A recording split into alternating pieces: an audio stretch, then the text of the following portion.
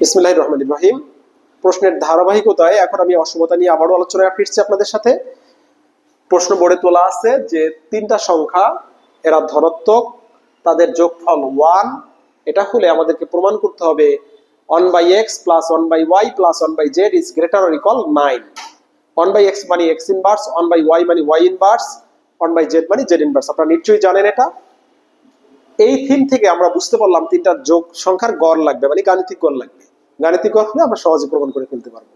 তাহলে কি ঘটনা ঘটাবো? প্রথম লিখবো দেওয়া আছে। এই টাইপের ম্যাথে আমরা লিখবো দেওয়া আছে। যদি কোনো তথ্য দেওয়া থাকে, আমাদের এখানে দেওয়া আছে হলো এক্স ওয়াই জেড এরা 0-র থেকে বড়। আর একটা তথ্য দেওয়া আছে, তা হলো তথ্য তিনটার সব এক। আমরা জানি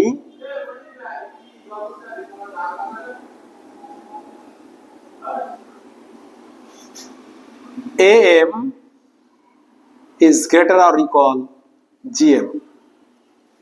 AM বলতে কি দেখুন, আমরা তিনটা তথ্য নিলাম। এক্স ওয়াই জেড কে যদি তিনটা তথ্য নিই, 3 দ্বারা ভাগ করি, গাণিতিক গড় হয়। এক্স ওয়াই জেড কে যদি গুণ করি, 3 দ্বারা পাওয়ার নেই, অর্থাৎ 1/3 নেই, তাহলে এটা হলো জ্যামিতিক গড়। শর্ত মতে ওখানে লক্ষ্য করুন, X plus Y plus Z এর মান 1 দেয়া আছে। এটা হলো 1/3 is greater than X Y Z is greater than 1/3। আশা করি বুঝছেন এটা। এটাকে একটা সমীকরণ নাম্বার বসালাম আমরা। এবং আমরা কি জানি, আমরা তথ্যগুলি যদি আমরা এক্স ওয়াই জেড না নিয়ে আমরা যদি তথ্যগুলি নিতাম X inverse plus Y inverse plus Z inverse নিতাম, তাহলে এটাও ভাগ হতো 3 দ্বারা। এদের জ্যামিতিক গড় হতো X inverse Y inverse Z ইনভার্সের পাওয়ার 1/3। এই অংশটা বড় হতো বা তারা পরস্পর সমান হতো। পরবর্তী কেস লক্ষ্য করুন, বাম পাশে যা আছে তা রেখে দিলাম, X inverse plus Y inverse plus Z inverse by 3। এবার ডান পক্ষের দিকে যদি আপনারা খেয়াল করেন, তাহলে ডান পক্ষটাকে আমরা কি লিখতে পারি, এক্স ওয়াই জেড এইটার হোলটার পাওয়ার -1 দিতে পারি, আর টোটালটার পাওয়ার 1/3। এইটাকে আমরা কি লিখতে পারি, এটাকে আমরা লিখতে পারি X inverse plus Y inverse plus Z inverse, অর্থাৎ যা আছে তাই রেখে দিলাম। পাওয়ারের সাথে যদি পাওয়ার থাকে, পাওয়ার দুটো গুণ হয়, অর্থাৎ পাওয়ারের পাওয়ার থেকে পাওয়ার দুটো গুণ হয়, আমরা পেলাম এক্স ওয়াই জেড এর পাওয়ার -1/3। এটাকে সমীকরণ নাম্বার দিলাম 2। এখন আমরা যদি এই উভয়টাকে গুণ করি, তাহলে দেখুন 3 3 গুণ হয়ে 9 হয়ে যায়। আমাদের প্রমাণের মধ্যে একটা 9 এর অস্তিত্ব আছে। আর এখানে যে পাওয়ার আছে, এখানে একই বেজ আছে, বেজ দুইটা সেম, পাওয়ার দুইটা সেম, তবে চিহ্ন ভিন্ন, তার জন্য রেজাল্ট আসবে 1। তাহলে আমরা লিখবো 1 × 2 ইমপ্লাই, 1 × 2 ইমপ্লাই, অর্থাৎ 1 ও 2 নংকে গুণ করে পাই। গুণ করলে যে তথ্যটা পাবো তা দেখুন, এই দুইটার হর সেম, তাহলে 3 3 গুণ হয়ে গেল 9। প্রতি একটা হর হলো লব হলো 1, আর একটা যা আছে তাই বসবে। তাহলে অনের সাথে যা আছে গুণ করলে যদি তাই বসে, X inverse plus Y inverse plus Z inverse. আর ডান পাশে যে ঘটনাটা ঘটলো তা হলো এক্স ওয়াই জেড এর পাওয়ার একবার আছে +1/3 আর একবার আছে -1/3। পাওয়ার দুটো বেস যেহেতু সেম, পাওয়ার দুটো যোগ হলো। এখান থেকে আমরা বলতে পারি কি দেখুন, এই 9টাকে যদি আর গুণন করি, সে ডান পাশে চলে যাবে। এক্স ইনভার্স মানে 1/x, ওয়াই ইনভার্স মানে 1/y, জেড ইনভার্স মানে 1/z। তাহলে বাম পাশে কি থাকছে, বাম পাশে থাকছে হলো 1/x plus 1/y plus 1/z। ডান পাশে এইটার মান হলো 1। এই 9 যদি আর গুণন হয়ে 1 এর সাথে যায়, তাহলে হয়ে যাবে 9। এটাই আমাদের কাঙ্ক্ষিত প্রমাণ। আশা করি আপনারা বুঝতে পারছেন। পাস করে দাও। আমি পরবর্তী প্রশ্ন আপনাদের সাথে নিয়ে আসছি। পরবর্তী প্রশ্নটি একটু পড়ুন। পরবর্তী প্রশ্নের মধ্যে বলা আছে, দুটি অসমান যোগবোধক সংখ্যার, অর্থাৎ যে দুটো সংখ্যা নিব তারা অসমান হবে, সমান্তর মধ্যক হবে উহাদের সমানুপাতিক মধ্যক অপেক্ষা বৃহত্তর। এর লক্ষ্যে আমি কাজ করব। এখন আসুন কি কাজ করব। আমি এটা পড়তে গেলে কিছু টুকিটাকি সাহায্য লাগবে সংক্ষিপ্ত কোনো ব্যাপারে, সেটা আমি দেখাই। দেখুন, 5 কে লিখতে পারি 7 - 2। আশা করি আপনারা এটার বিরোধিতা করবেন না, নিশ্চয়ই এটা সমান, আপনারা আগে থেকেই তো ভালোভাবেই জানেন, আরো অনেক কিছুই জানেন। বাট এই 5 আর 7 এর মধ্যে যদি -2টা আমি না লিখি, অর্থাৎ 7 থেকে 2 মাইনাস না করি, তখন 5 এর থেকে 7 বড়, এটা আপনাদের অবশ্যই জানা।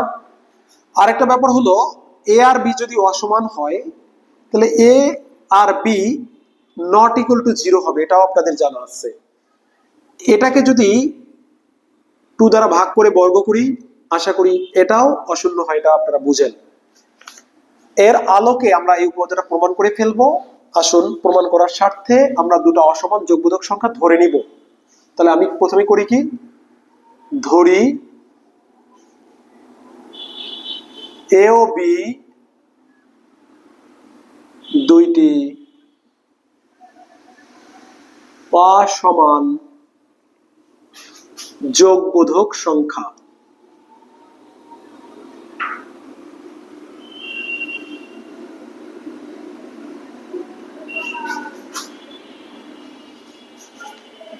তাহলে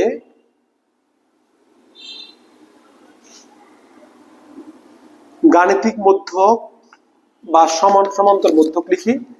তাহলে সমান্তর মধ্যক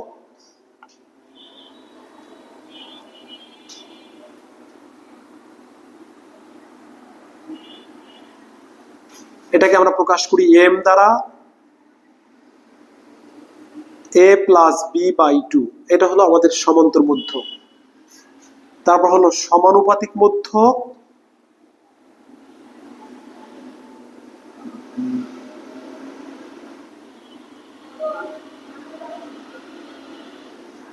এটাকে আমরা প্রকাশ করি জিএম দ্বারা।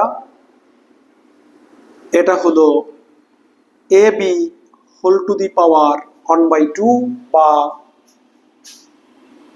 রুট ওভার এ বি, নিশ্চয়ই এটা আপনারা জানেন। এখন আমরা যে কাজটা করব, আমরা জানি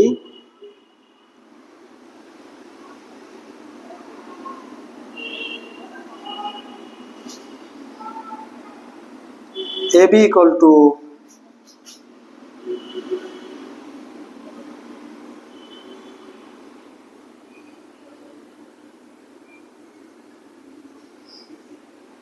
এটা আমরা জানি। তাহলে কিছুক্ষণ আগে আপনাদের যে 7 মাইনাস 5 এর যে উদাহরণটা দিলাম, তার আলোকে দেখুন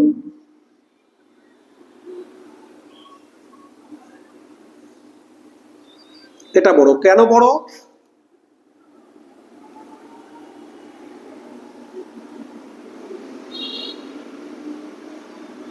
অর্থাৎ এ আর বি যদি সমান না হয়, তাদের বিয়োগফল হয় নেগেটিভ হবে, নয় পজিটিভ হবে, কিন্তু বর্গ করলে সেটা অবশ্যই পজিটিভ, মানে 0 থেকে বড়।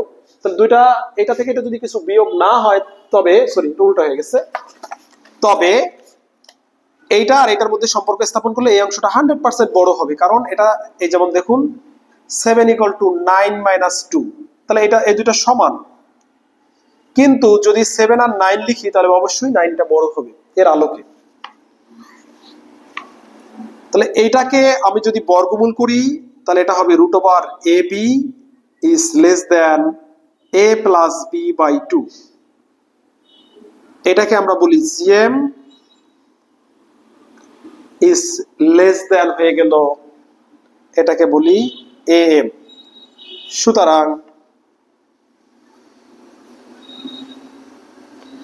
সুতরাং দিয়ে জাস্ট আমরা এইটুকু লিখে দেব। অর্থাৎ এই সুতরাং কথাটা যদি আমি এখন এইখানে লিখি, তাহলে আমি লিখতে পারি সুতরাং দুইটি অসমান যোগবোধক সংখ্যার সমান্তর মধ্যক উহাদের সমান্তরানুপাতিক মধ্যক অপেক্ষা বৃহত্তম। আশা করি আপনারা এইটুকু বুঝছেন। যদি কোনো সমস্যা থাকে কমেন্ট সেকশনে জানাবেন। আমরা আমাদের ক্লাস এভাবে চলমান রাখবো। আমাদের ভর্তি কোর্সে অলরেডি চলমান আছে। আপনারা যাতে ভর্তি হতে আগ্রহী আছেন, আশা করি আমাদের সাথে থাকলে বেটার সার্ভিস পাবেন। আল্লাহ হাফিজ।